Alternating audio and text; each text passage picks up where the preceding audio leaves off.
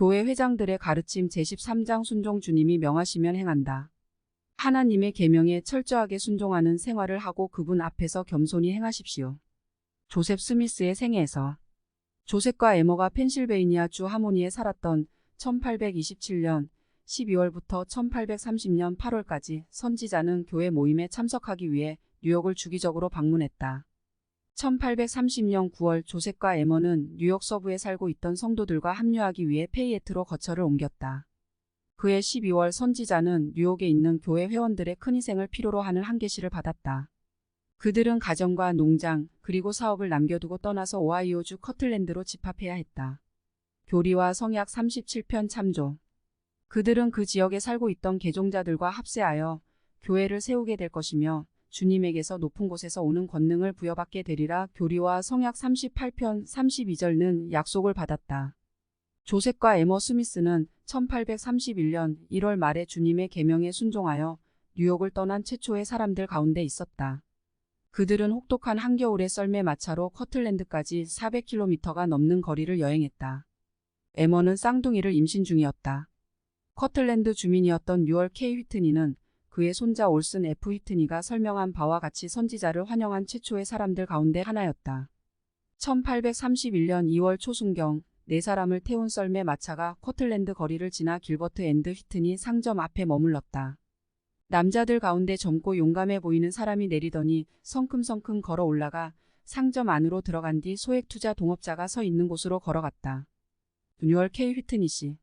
당신이 바로 그분이군요. 그는 이렇게 외치면서 마치 오래전부터 알고 지내던 사람처럼 다정하게 손을 내밀었다. 잘 몰라 뵙겠는데 누구신지요? 하고 가게 주인은 상대의 내민 손을 자기도 모르게 잡으면서 의아한 표정으로 말했다. 선생님은 제 이름을 아시는데 저는 선생님의 성함을 잘 모르겠네요. 그 낯선 사람은 미소를 지으며 말했다. 저는 선지자 조셉입니다. 당신의 기도로 인해 이곳에 왔습니다. 제게 무엇을 원하십니까? 휘트니 씨는 놀랐으나 그에 못지않게 기뻐했으며 그는 길 건너 모퉁이에 있는 자신의 집으로 일행을 맞아들인 뒤 아내 엘리자베스 앤에게 그들을 소개했다. 그녀도 놀라움과 기쁨을 나누었다. 조셉은 이 광경을 이렇게 묘사했다. 우리는 NK 휘트니 형제의 집에서 친절하게 환영과 접대를 받았다. 나와 아내는 휘트니 형제의 집에서 여러 주 동안 생활했으며 기대할 수 있는 모든 친절과 환대를 받았다. 히스터리 오브 더 처치 한 권 145에서 146페이지 참조. 올슨 F. 휘트니는 이렇게 선언했다. 이 놀라운 분인 조셉 스미스는 어떤 능력이 있길래 전에 한 번도 본 적이 없는 사람을 알아보았을까요? 왜 제 할아버지인 뉴얼 K. 휘트니는 그분을 알아보지 못했을까요? 그것은 바로 조셉 스미스가 선견자, 뛰어난 선견자였기 때문입니다. 그는 실제로 뉴얼 K. 휘트니가 수백 킬로미터 밖에서 무릎을 꿇고 선지자가 커틀랜드로 오는 문제에 대해 기도하는 것을 보았습니다. 기적과 같은 일이지만 사실입니다. 5월 말경까지 약 200명 이상의 성도들이 뉴욕에서 커틀랜드로 이주했다. 일부 사람들은 썰매 마차나 포장마차로 왔지만 대부분은 이리 운하를 오가는 배를 타고 와서 다시 이리 호를 운행하는 증기선이나 범선을 타고 왔다. 커틀랜드로 오는 동안 그의 생애에 있었던 다른 많은 어려운 상황에서처럼 조셉 스미스는 임무가 아무리 힘들더라도 하나님의 계명에 따라 성도들을 인도했다. 4년 후 커틀랜드에서 성장하는 교회를 인도하는 것에 대한 많은 압박을 받는 가운데서도 선지자는 그의 생애를 특징짓는 다음과 같은 확신을 나타냈다. 11월보다 더 바쁜 달은 없었지만 내 삶은 활동과 끊임없는 노력으로 이루어져 있기에 나는 스스로 이런 규칙을 세웠다. 주님이 명하시면 행한다. 우리가 하나님의 뜻을 알고자 하고 그분이 명하시는 모든 것을 행할 때 하늘의 축복은 우리에게 임할 것이다. 우리가 구원을 얻기 위해서는 하나님께서 명하신 것 중 몇몇 일부만 행하는 것이 아니라 전부를 행해야 합니다. 사람들은 하나님께서 우리에게 행하도록 명하신 것들을 외면하고 그와는 다른 모든 것을 가르치고 실천할 수도 있으나 그들은 마지막에 정죄받을 것입니다.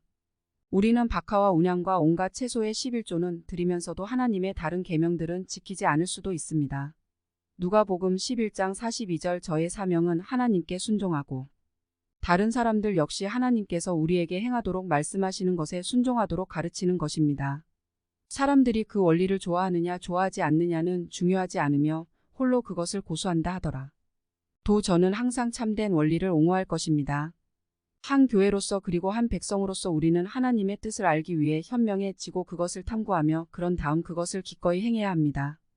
왜냐하면 경전은 하나님의 말씀을 듣고 지키는 자가 복이 있느니라고 말하기 때문입니다.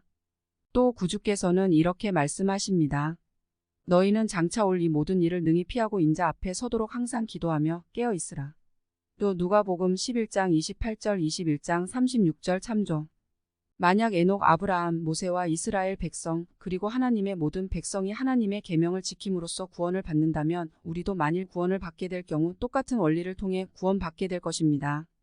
하나님께서 아브라함, 이삭, 야곱을 가족으로서 그리고 이스라엘 백성을 한 민족으로 통치하셨듯이 우리도 한 교회로서 번영하고 보호받고 지지받고자 한다면 반드시 그분의 인도를 받아야 합니다.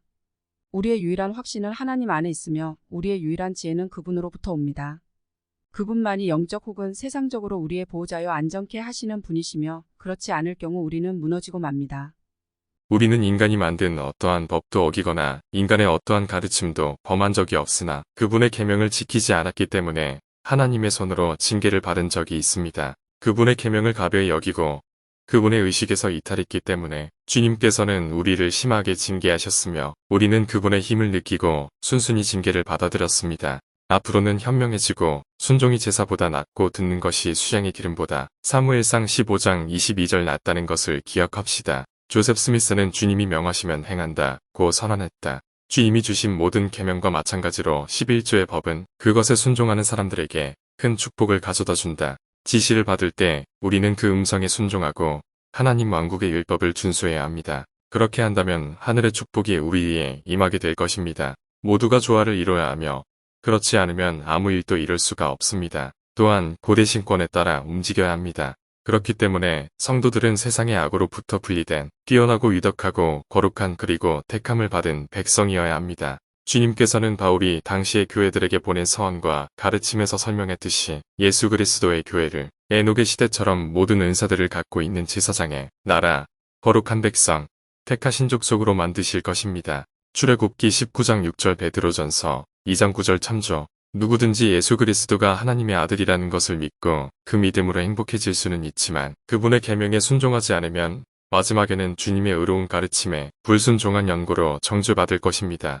덕을 갖추고 순결하며 고결하고 진실함을 지닌 사람이 되십시오. 하나님의 계명을 지키십시오. 그리하면 여러분은 옳고 그름 간의 차이, 곧 하나님의 것과 사람의 것의 차이를 완전히 알게 될 것이며 여러분이 가는 길은 의로운 자의 길이 되어 완전한 날에 이르기까지 점점 밝게 빛나게 될 것입니다.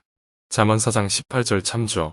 윌프드 우드럽은 12서도 정원의 일원으로 봉사하는 동안 이렇게 보고했다. 조셉 회장은 포도나무와 가지에 대한 비유를 읽고 요한복음 15장 1에서 8절 참조.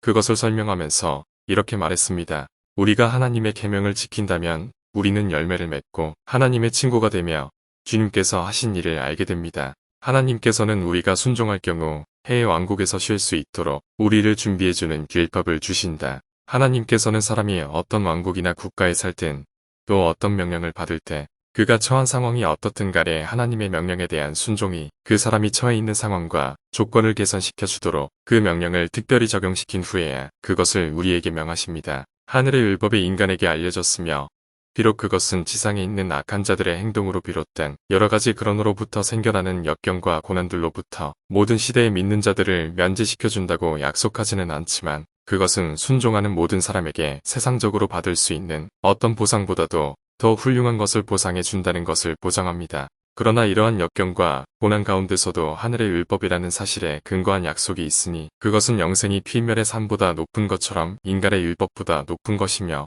하나님께서 주실 수 있는 축복은 인간이 줄 수 있는 것보다 크다는 것입니다. 그렇다면 분명하게도 인간의 율법이 그것을 받아들일 때 그 의무에 대한 구속력이 있다면 하늘의 율법은 얼마나 더 그렇겠습니까?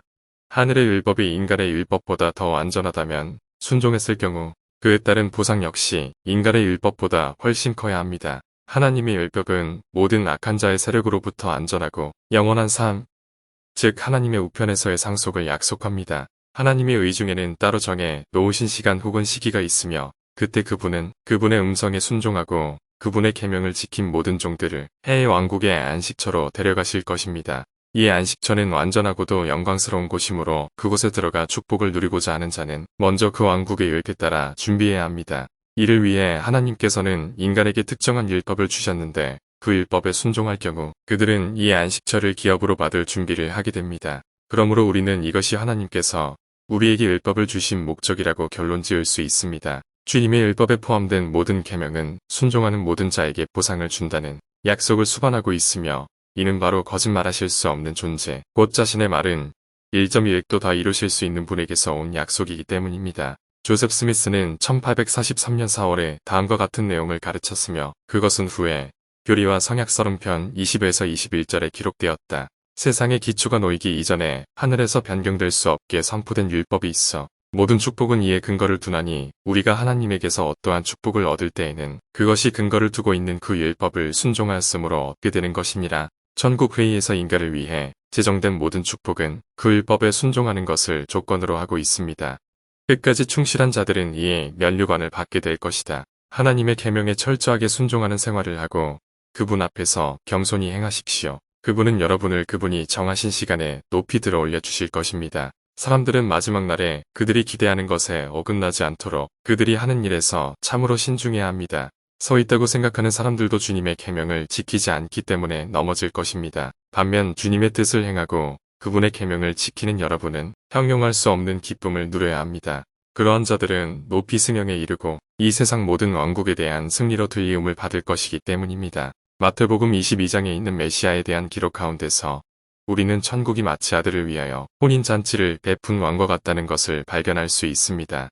마태복음 22장 2에서 14절 참조. 이 비유의 주제가 천국이기 때문에 여기서 말하는 아들이 메시아를 가리킨다는 것은 반론의 여지가 없습니다. 그리고 성도들, 즉 주님께 충실한 자들은 혼인잔치에 앉을 자격이 있다는 사실은 요한이 요한계시록에서 하늘에서 들은 소리가 허다한 무리와도 같고 큰 우레소리와도 같은 소리로 이르되 주 하나님 곧 전능하신 이가 통치하시도다. 우리가 즐거워하고 크게 기뻐하며 그에게 영광을 돌리세. 어린 양의 혼인 기약이 이르렀고 그의 아내가 자신을 준비하였으므로 그에게 빛나고 깨끗한 세마포 옷을 입도록 허락하셨으니 이 세마포 옷은 성도들의 옳은 행실이로다. 요한계시록 19장 6에서 8절라고 말하는 소리를 들었다고 하는 기록에서도 입증됩니다.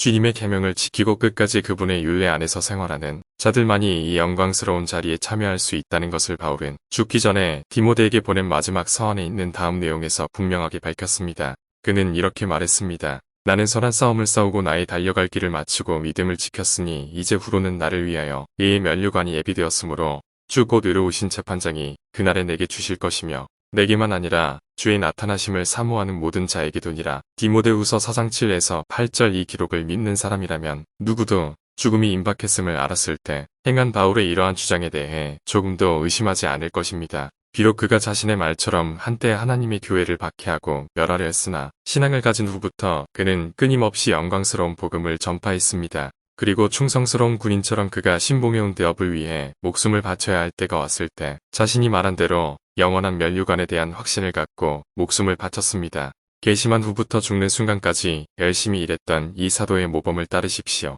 여러분은 그리스도의 복음을 전파하는 데 필요한 근면과 인내의 좋은 본보기를 발견하게 될 것입니다. 교소당하고 채찍과 돌을 맞고 박해자의 손을 피해 도망할 때에도 그는 변함없이 구주의 교리를 열심히 전파했습니다.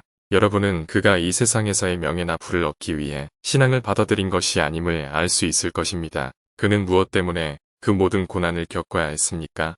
그것은 오직 그의 말처럼 하나님에게서 이의 면류관을 받기 위해서였습니다. 바울이 끝까지 충실했다는 것은 아무도 의심하지 않을 것입니다. 그 누구도 그가 끝까지 신앙을 지키지 못했고 끝까지 선한 싸움을 싸우지 않았으며 끝까지 복음을 전파하지 않았다고 주장하지 못할 것입니다. 그 대가로 그가 받은 것은 무엇입니까? 이의 면류관입니다. 형제 여러분, 여러분이 충실하지 않았다면 과연 바울과 더불어 그리고 바울과 같은 다른 사람들과 더불어 혼인잔치에 앉기에 합당하다고 여길 수 있을지 잠시 돌이켜보고 또 그럴 수 있는지 자문해 보십시오. 선한 싸움을 싸우지도 않고 신앙을 지키지도 않은 사람이 상을 받기를 기대할 수 있겠습니까? 여러분은 장자의 교회와 더불어 주님의 손에서 받게 돼 의의 면류관을 받는다는 약속을 받았습니까? 그렇다면 우리는 바울이 그리스도 안에 소망을 두었던 것이 그가 신앙을 지켰고 주님의 나타나심을 사모했으며 그로부터 친히 의의 면류관을 받으리라는 약속을 받았기 때문이었다는 것을 이해할 수 있습니다. 고대 성도들은 비록 사람들로부터 박해와 고난을 받았지만 하나님으로부터 중요하고 영광스러운 약속을 받았습니다. 우리 마음이 자주 감사로 충만해지는 것은 바로 이들을 귀감으로 바라볼 수 있고 하나님께서 사람을 외모로 취하지 않으시며 모든 민족 가운데서 하나님을 경외하고 의를 행하는 자는 하나님께 용납된다는 사실을 다시 한번 확인하게 되기 때문입니다.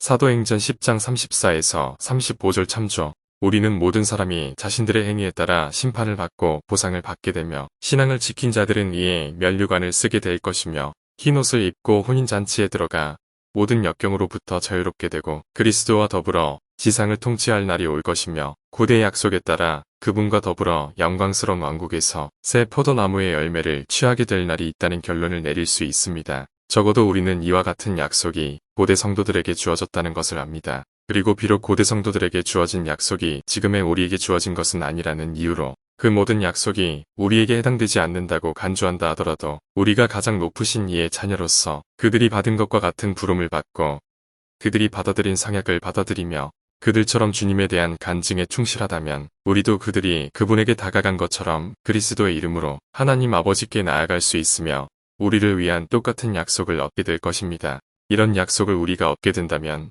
그것은 베드로, 요한, 그리고 하나님을 경외하면서 생활하고 그런 약속을 얻을 수 있는 힘과 신앙이 있었던 다른 사도들 때문이 아니라 그들이 그랬던 것처럼 우리 스스로가 하나님의 아들 예수 그리스도의 이름을 믿고 그 이름으로 하나님께 나아갔기 때문일 것입니다. 이러한 약속을 얻게 될 때 그것은 우리에게 직접 주어지는 약속들일 것이며 그렇지 않다면 그것은 우리에게 아무런 유익이 되지 않을 것입니다. 그것은 우리가 하나님의 계명을 힘써 지키고 그분 앞에서 정직하게 행하고자 하는 우리 자신의 노력을 통해 얻어지는 것이며 하나님의 은사를 통해 우리의 재산이 되는 것이며 우리의 유익을 위해 주어지는 것입니다. 아그리빠 왕 앞에서 간증을 전하는 바울.